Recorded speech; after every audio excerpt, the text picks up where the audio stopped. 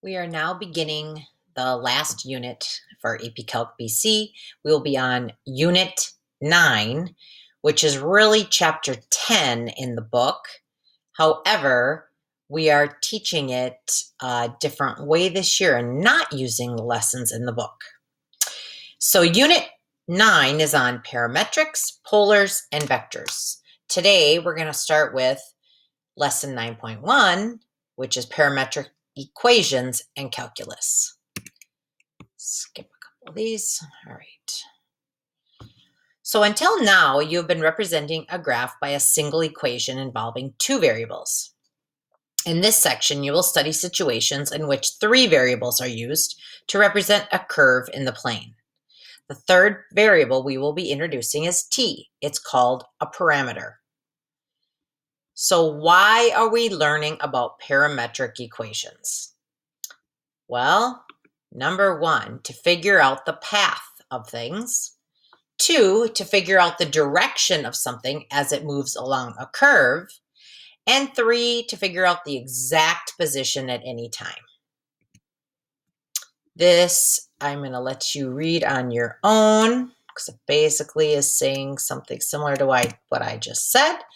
And we're going to begin right here. Parametric motion. So a watermelon is placed on a catapult 5 feet above the ground and is launched at a 30-degree angle with an initial velocity of 40 meters per second. Using gravity is approximately negative 10 meters per second squared. I meant to fix this ahead of time here. Right there. There we go. Well, maybe not. Let's try that again. There we go. The path of the watermelon travels along a parabolic path modeled by the equation and graph. By using parameters, we can show where the watermelon is located at a specific time. That is the purpose of parametrics, using the equations that are given. So we're going to describe the direction and motion of the watermelon at time t equals 2.5. So the one thing that we do know that I wanted to point out in the last screen, which I meant to do, so I am going to go back, is this. And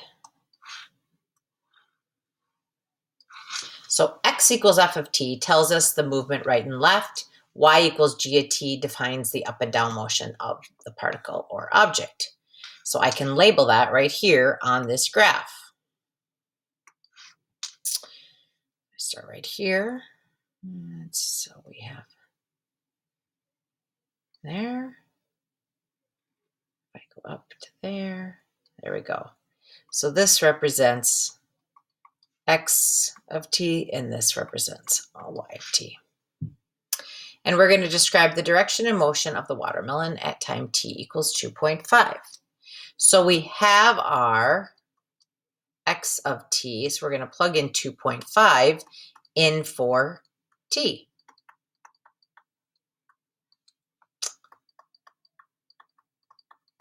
So we get 50 root 3, which is approximately equal to 86.603.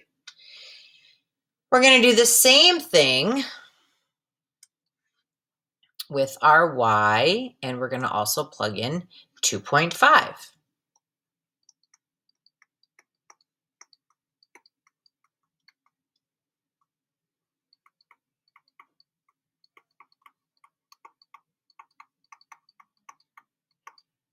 Oops, that did not work.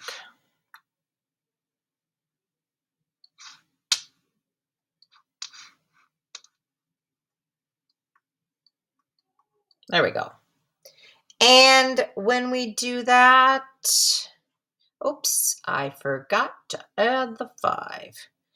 We're going to get 23.75. So basically, we can say this.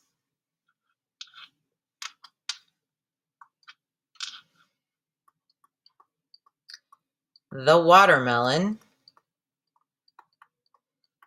travels 86.603 meters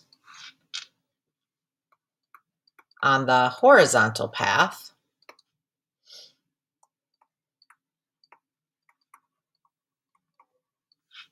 and 23.75 meters vertically.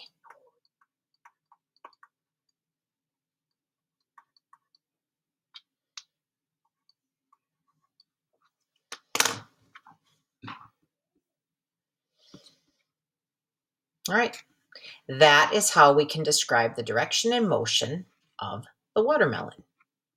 So the watermelon travels 86.603 meters on the horizontal path and 23.75 meters vertically. That is the purpose of parametric. Example 2. For t greater than or equal to 0, a particle is moving in the xy plane, and it's modeled by the parametric equations. And they give us those. And they want to know at what time t is the particle at rest. Well, the particle is going to be at rest when we are going to be looking at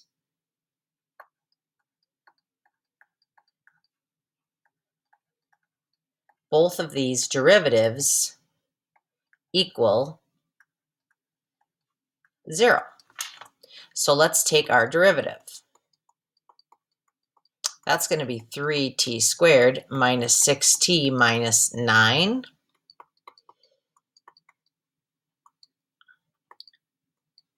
Factor out a 3. We get t squared minus 2t minus 3.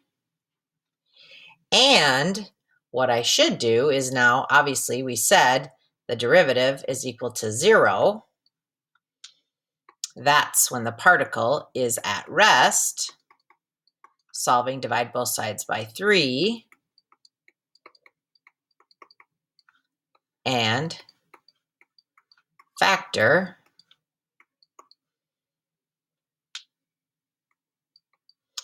(3 and 1), which gives us t equals 3, t equals -1. All right, now we're going to set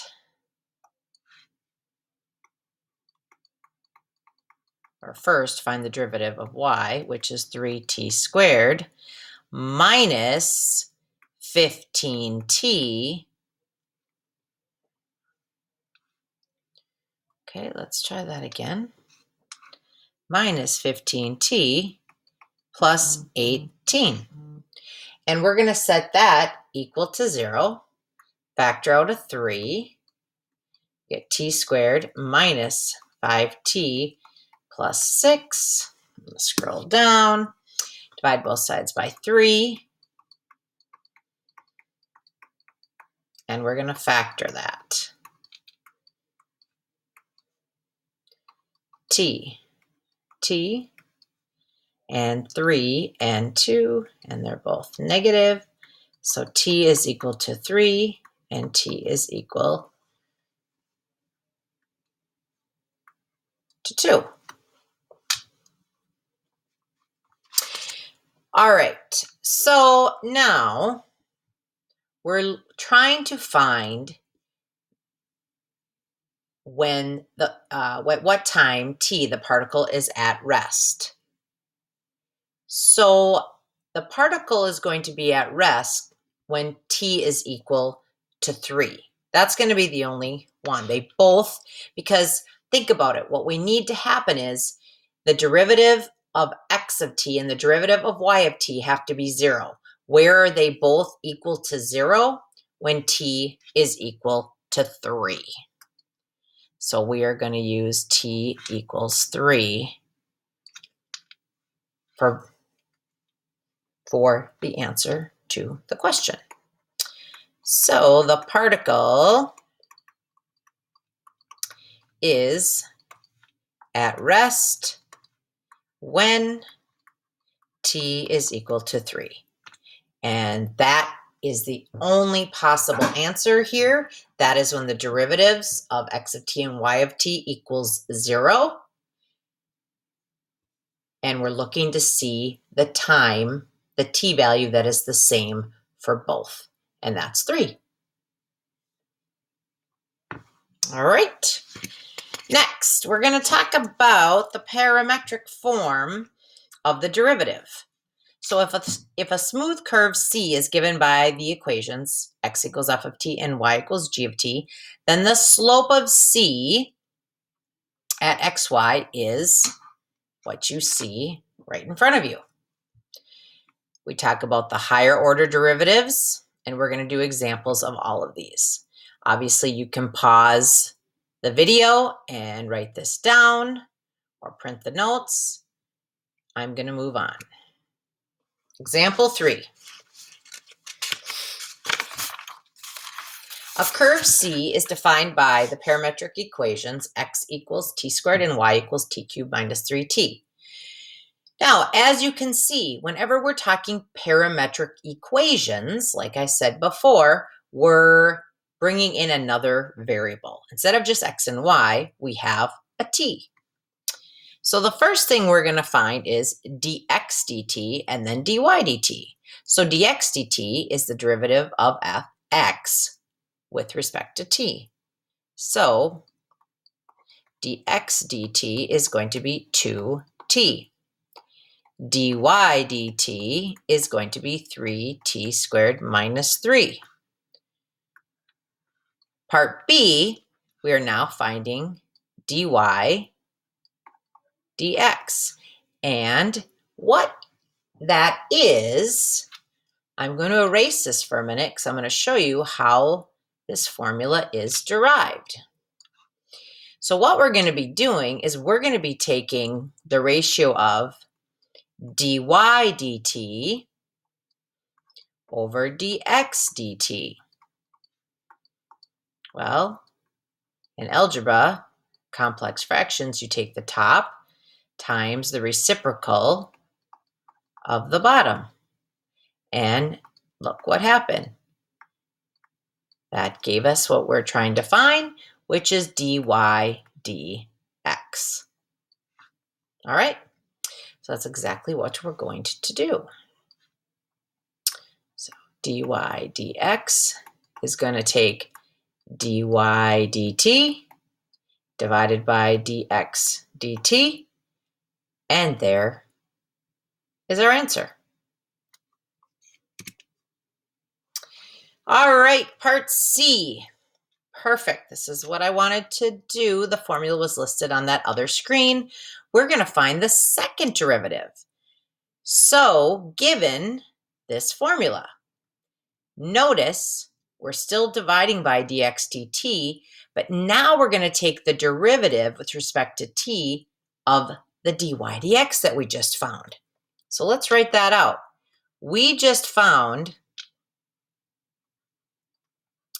that dy dx was 3t squared minus 3 over 2t. We just found that on the last problem, or still part of example 3, but it was part B.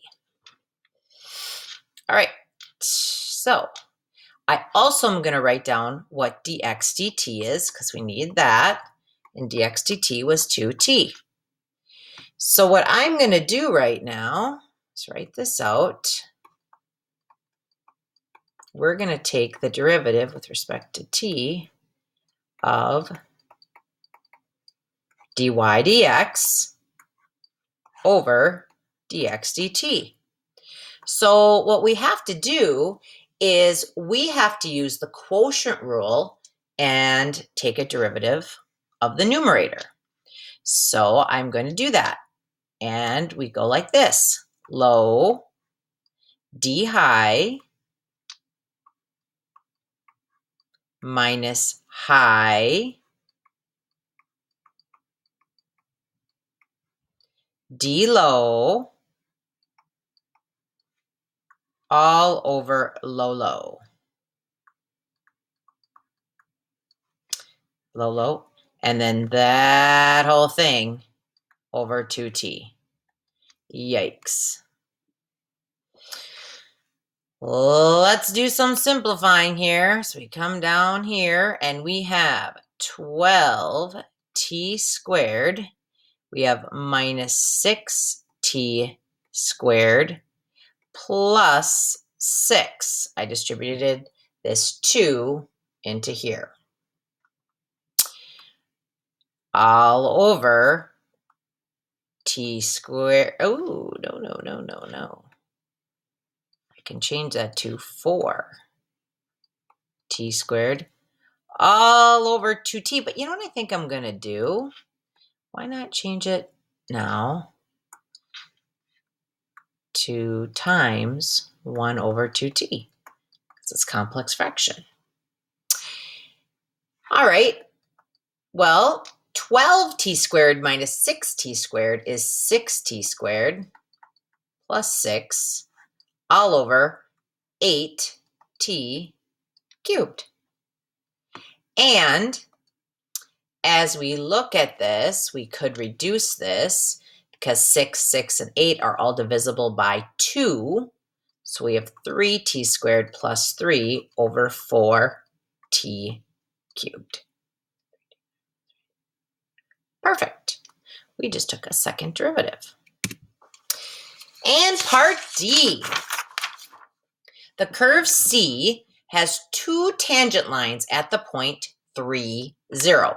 Now this is a point. This is an X. This is a Y. Where the curve crosses itself, find the equation. So we're going to find 2 tangent lines. When we talk tangent lines, we think of point slope form. Y, oops, that's not what I wanted. Try that again, which will be y minus y1 equals mx minus x1.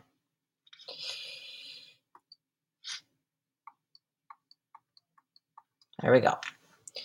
All right, now we're still on example 3.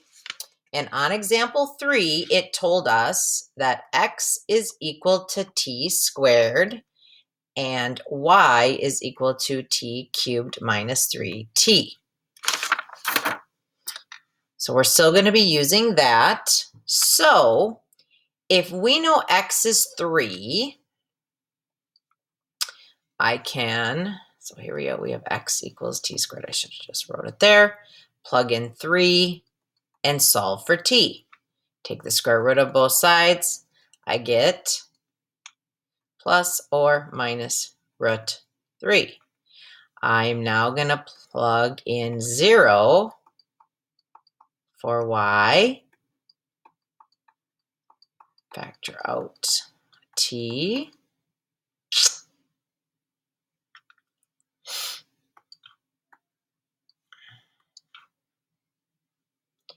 Minus 3. So we have t. Ooh, this is wrong. This needs a squared there, doesn't it? There we go. T is equal to 0, and t squared minus 3 equals 0. So plus or minus root 3. All right. So what we know is this. T is equal to plus or minus root 3 are the only values of t that result in the point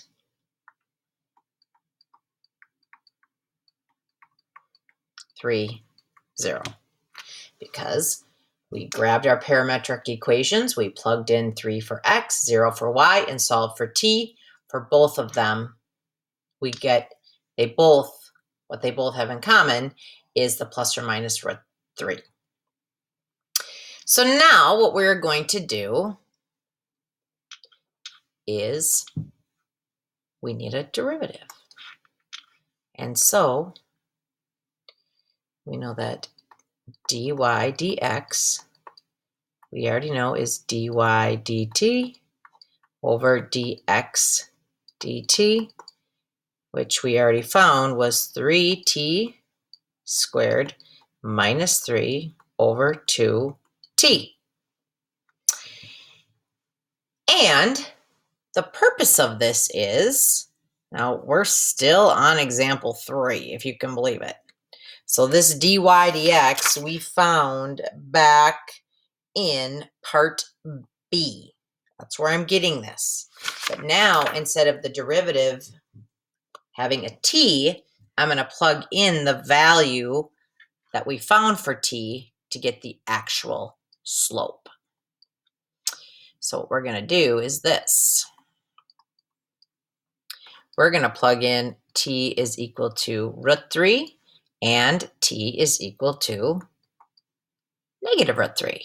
And when I do that, I'm plugging root 3 in for t root 3.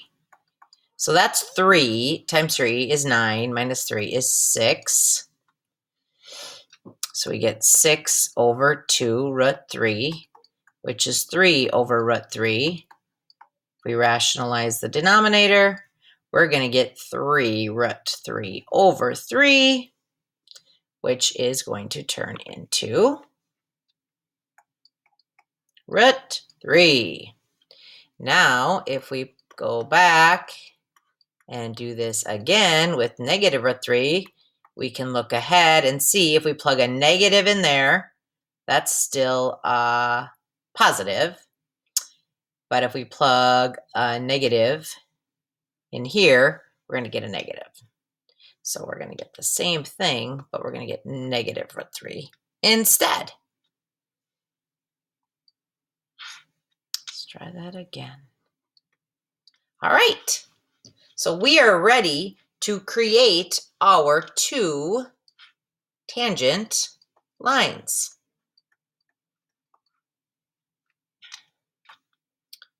If my pen will let me write.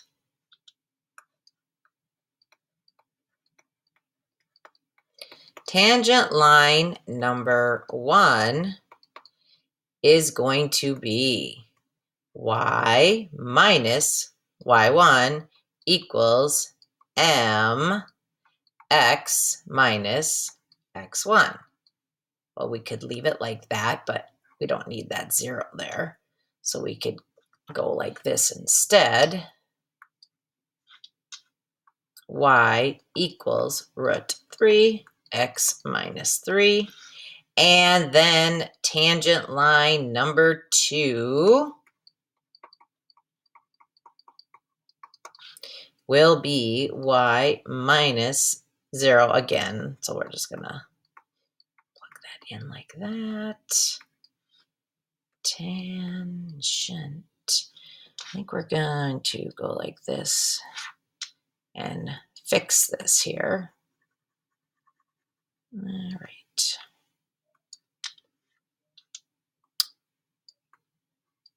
Tangent line. I don't know why this is being so fussy here. There we go. So there are our 2 tangent lines at the point 3, 0.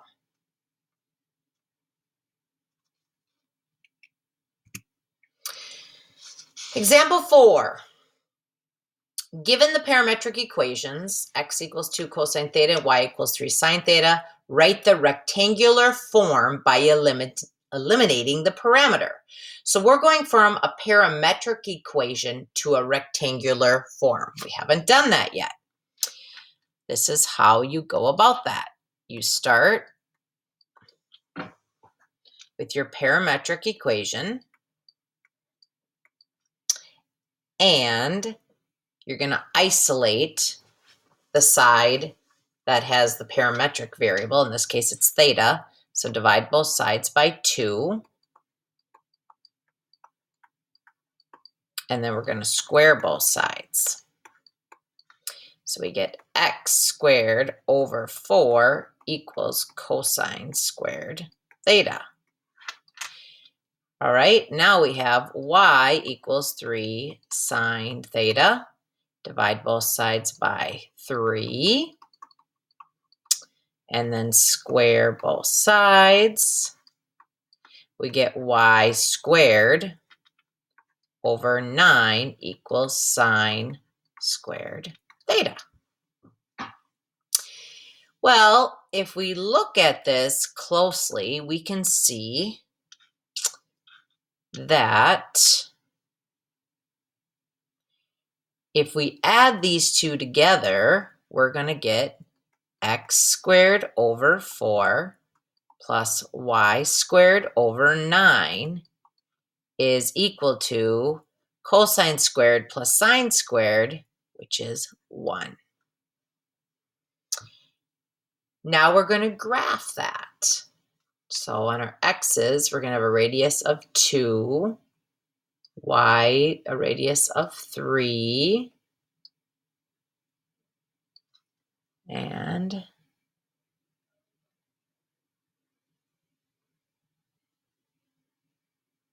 there we go. And what shape did we get?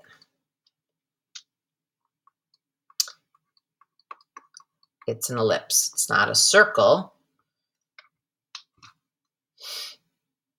A circle you would have had if this had a radius of 2, then your up or down would also have to have a radius of 2. So that's an ellipse. So there we went from parametric to rectangular by eliminating the parameter.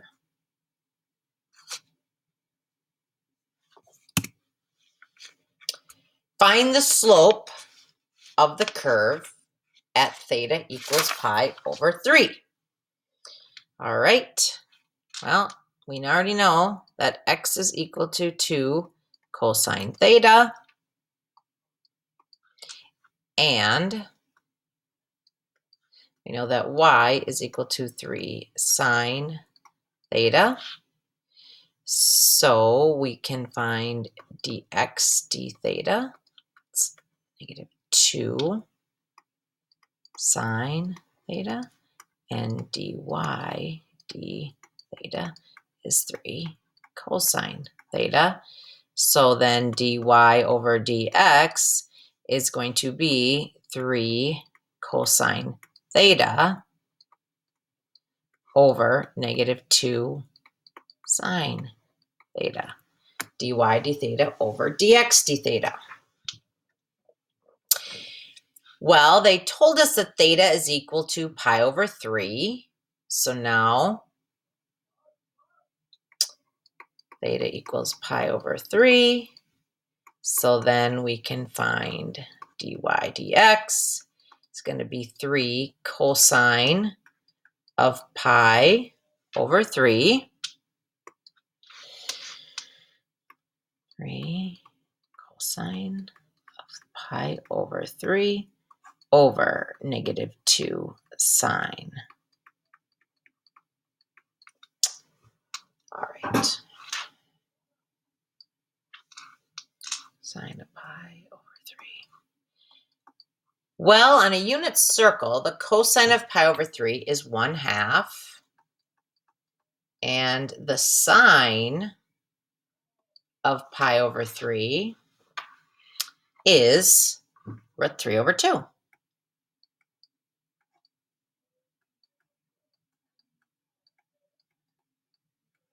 right, and when we solve that, we have 3 over 2 times, these cancel, flip it, we get 1 over root 3.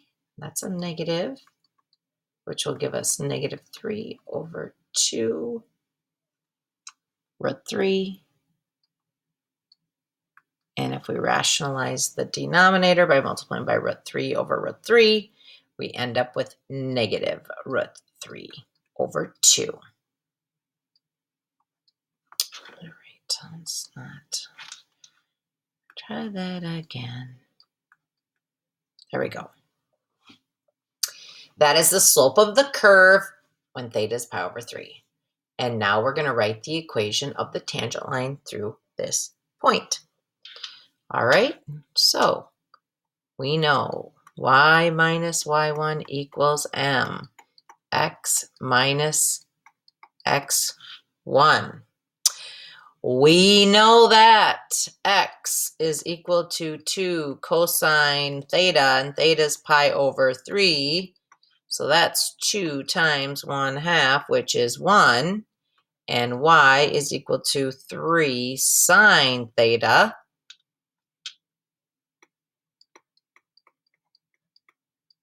which is going to be 3 times root 3 over 2, which is 3 root 3 over 2. And we are ready to write our equation. So we have y minus 3 root 3 over 2 equals our slope, which we found above. This keeps doing this, times x minus 1. And what we just found was the equation of the tangent line through this point.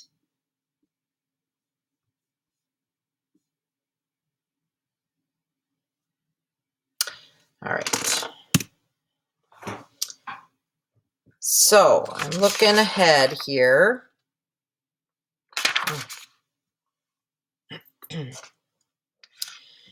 Find all the points, if any, of horizontal and vertical tangency to the curve.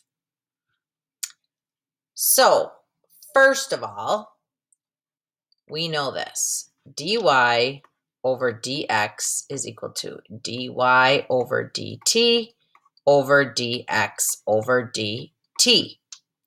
So when dy dt is equal to 0, we're going to generate a horizontal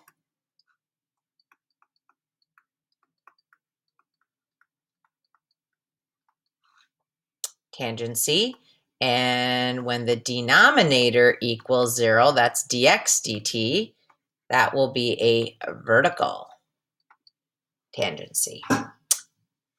Perfect. So we know that dx dt is 1. Therefore,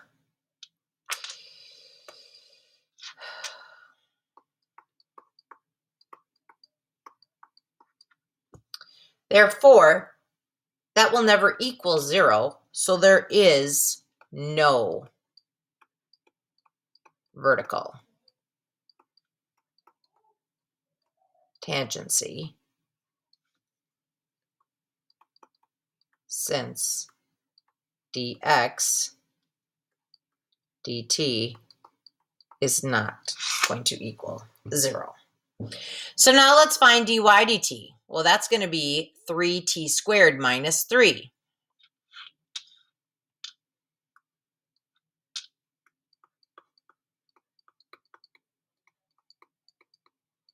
Set that equal to 0.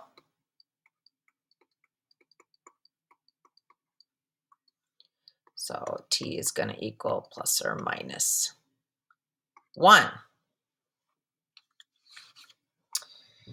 All right. So that is when we're going to have a horizontal tangency, when t is equal to positive 1 and t is equal to negative 1. Well, it wants to know the point that this happens. Well, if we know that x is equal to t plus 4, and we know that y is equal to t cubed minus 3t, we can find that answer by plugging in a positive 1 and a negative 1. So when t is equal to 1, we're going to have x is equal to 1 plus 4, x is 5. Y is going to equal 1 minus 3. That's equal to a negative 2. So the 1 point is 5, negative 2. When t is equal to negative 1, we have x is 3 and y is negative 1 cubed minus 3 times negative 1. That's negative 1 plus 3 equals 2. The other point is at 3, 2. So we have 2 points where there is a horizontal tangency at 5, negative 2, and 3, 2.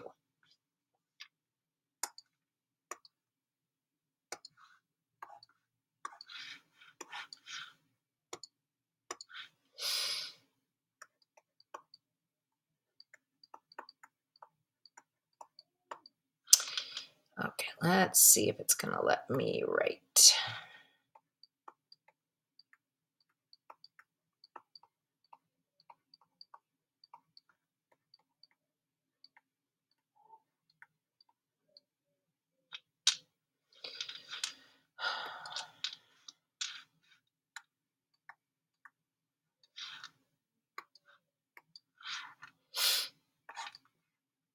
All right.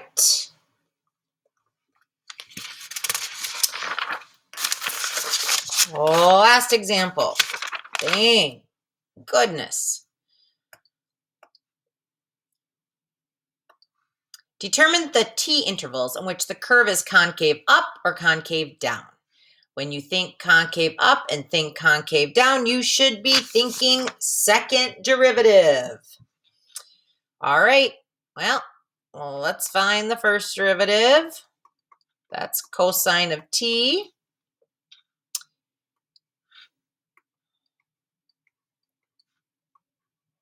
And dy dt is negative sine of t. So dy dx is going to be negative sine t dy dt over dx dt. There's our first derivative.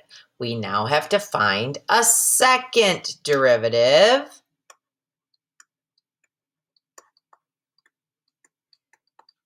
Which is taking the derivative of dy dx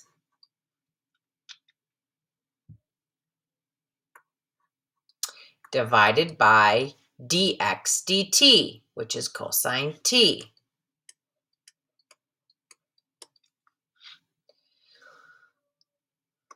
Okay, so when I take a derivative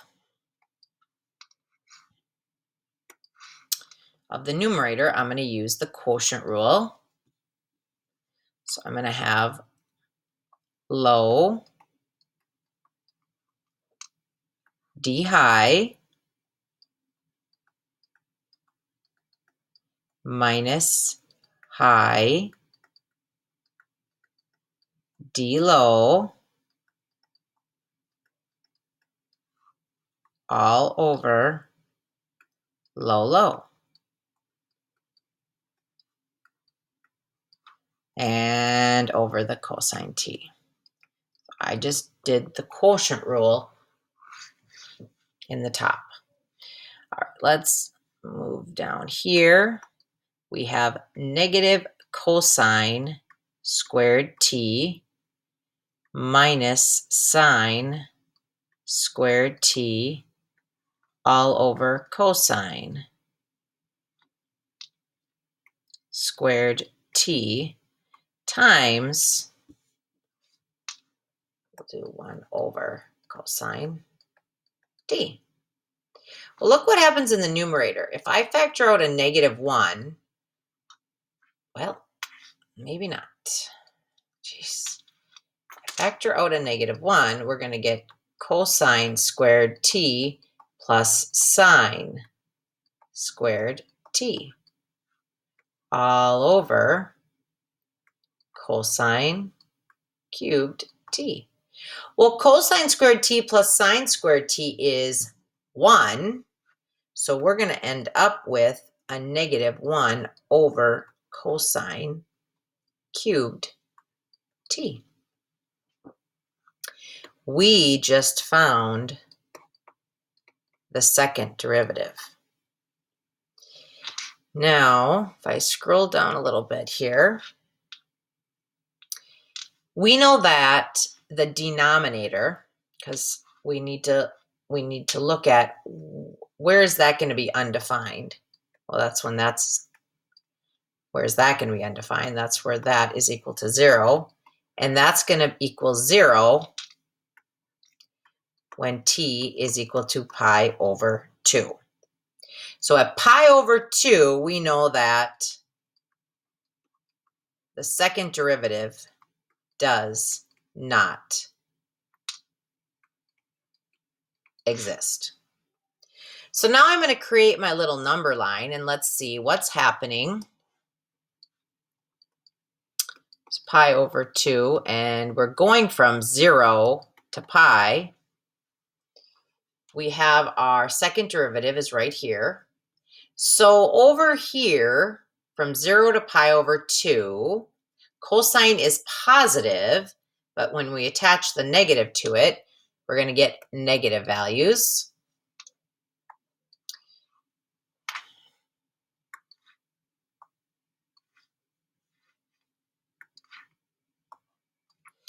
And over here, from pi over 2 to pi, cosine is negative, but a negative times a negative, then that will be a positive.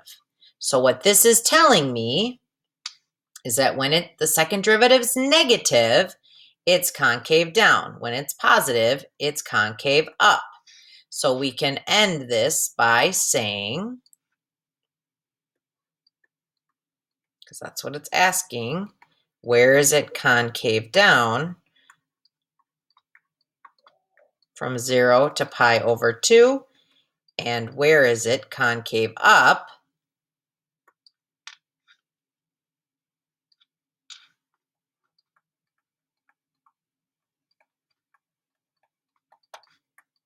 From pi over 2 to pi. Yeah. Let's try that again. From pi over 2 to pi.